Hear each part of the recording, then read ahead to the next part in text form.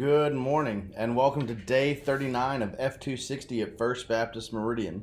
Today we look at Exodus chapters 28 and 29 about the vestments and the consecration of priests for the tabernacle.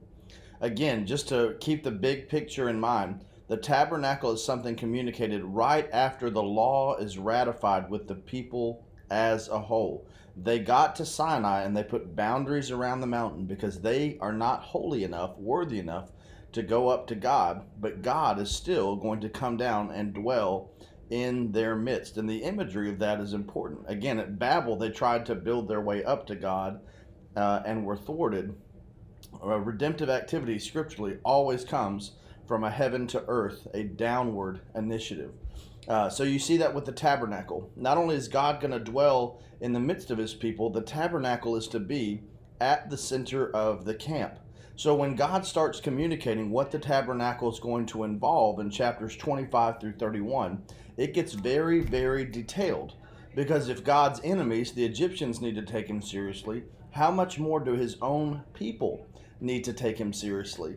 And you kind of have that spatial imagery that as the closer you get to God, the more the details matter.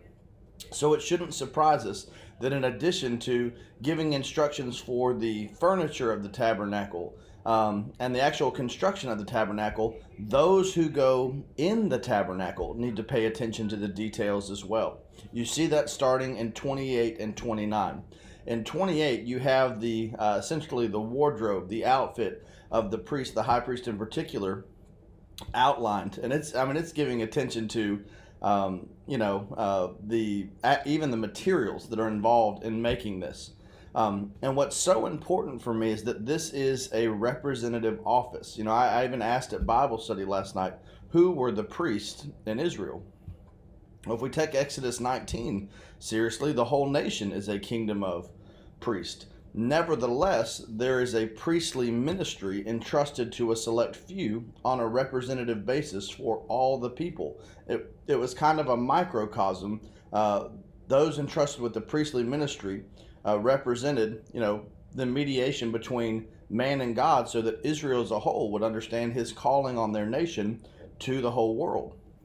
So don't miss it, the representative role of the priest. So, for example, you read that the breastplate has 12 stones, one for each of the 12 tribes of Israel. You read about the onyx put into the shoulder plates, each of which has 6 tribes inscribed on it. So this is a figure who represents the nation as a whole. And certainly there's some pointers to Christ in the New Testament as our great high priest. And that's the other interesting thing. Hand in hand with the outfit, the wardrobe of the priest, is the consecration of the priest. Even the priest had to be consecrated, purified, before coming into the presence of God in the tabernacle, just like we'll later read on the Day of Atonement in Leviticus 16. Before the high priest could make an offering for the sins of the nation, he had to purify himself. He had to make an offering for his own sins. Hebrews talks about this. And so, man, you really just see the foreshadowing of Christ. What happens when we finally get this high priest who has no sins of his own to atone for and completely, once and for all, atone for our own sins?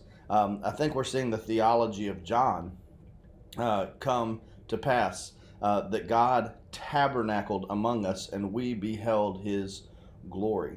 God dwelling in our midst in a way greater than he did at Sinai requires an unprecedented sacrifice, and Jesus himself, as our great high priest, will offer that once and for all, so that we always have confidence rather than condemnation as God dwells in the midst of his people in an even greater way than he did at Sinai. So I know that these are very detailed passages. Don't get discouraged. Muscle through and never let the trees strain your ability to see the forest as a whole. God is dwelling in the midst of his people. God's people need to take his holiness more seriously than anyone, so the details matter. And the closer that you get in proximity to God, the more those details matter. And we'll see some negative examples of that in passages to come.